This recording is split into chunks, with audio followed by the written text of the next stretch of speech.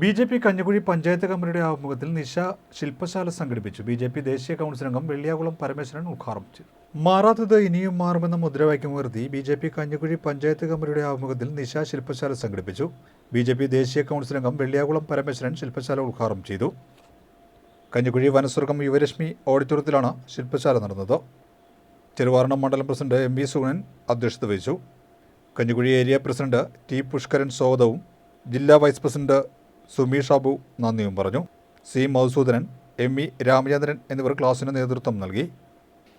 President in charge V. Baiju, മണ്ഡലം general സെക്രട്ടറിമാരായ Raghvin Chand, Anil K Shekhar, area joint secretary D. Ramesh, Sanalkumar, മണ്ഡലം വൈസ് പ്രസിഡന്റ് ശിവൻകുട്ടി, മണ്ഡലം മുൻ പ്രസിഡന്റ് കൃഷ്ണകുമാർ എന്നിവർ സംസാരിച്ചു.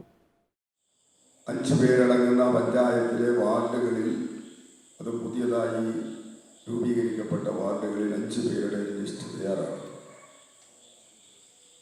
വെറുതെ ഒരു ലിസ്റ്റ് തയ്യാറാക്കി മുന്നോട്ട് പോകലല്ല, ജനകീയരായിട്ടുള്ള ആളുകളെ പങ്കെടുപ്പിച്ചുകൊണ്ട് ജനകീയ പങ്കാളിത്തത്തോടുകൂടി പരിപാടി നടത്തി. ഈ ജനകീയ പങ്കാളിത്തം എന്ന് പറയുമ്പോൾ നമ്മളെ തെരഞ്ഞെടുക്കപ്പെട്ടിട്ടുള്ള വാർഡുകളിൽ ആ വാർഡിലെ മുഴുവൻ വീടുകളുമായിട്ടുള്ള നമ്മുടെ ബന്ധം. ഇന്ന് നരേന്ദ്രമോദി നടപ്പിലാക്കുന്ന നിരവധി പദ്ധതികളുണ്ട്. ഒരു സ്ത്രീ ഗർഭിണിയായാൽ ആ ഗർഭകാലത്തുള്ള ശുശ്രൂഷയടക്കം, ആ കുട്ടി പുറത്തു വന്നാൽ കുട്ടിയുടെ ബാല്യകാലത്തെ ചികിത്സ സഹിതമുള്ള സഹായങ്ങൾ, കുറച്ചുകൂടി വന്നാൽ വിദ്യാഭ്യാസത്തിന് വേണ്ടിയിട്ടുള്ള സഹായങ്ങൾ, വീണ്ടും മുന്നോട്ട് വന്നാൽ ഉന്നത വിദ്യാഭ്യാസത്തിന് വേണ്ടിയിട്ടുള്ള പദ്ധതികൾ, അവസാനം ആ കുട്ടിക്ക് പ്രായപൂർത്തിയാകുമ്പോൾ ജോലി കിട്ടുന്നതിന് വേണ്ടിയിട്ടുള്ള വലിയ വലിയ പദ്ധതികൾ. ഇതാണ് നരേന്ദ്രമോദി മുന്നോട്ട് വച്ചിട്ടുള്ളത്.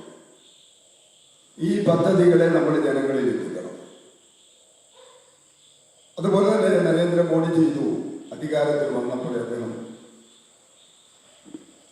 ഒരു മനുഷ്യരെ, ഒരു കുടുംബത്തെ സംബന്ധിച്ചോളം എടുത്താൽ ആദ്യം കുടുംബത്തിന് വേണ്ടത് വീടാണ്.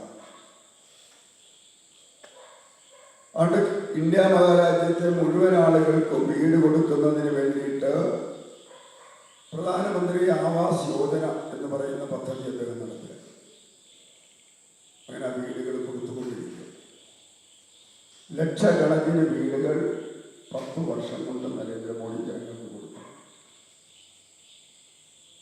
ഇതൊക്കെ നടപ്പിലാക്കുമ്പോൾ ഫെഡറൽ സംവിധാനം അനുസരിച്ച് സംസ്ഥാനങ്ങൾക്ക് ഇതുപോലെ പങ്കുണ്ട്.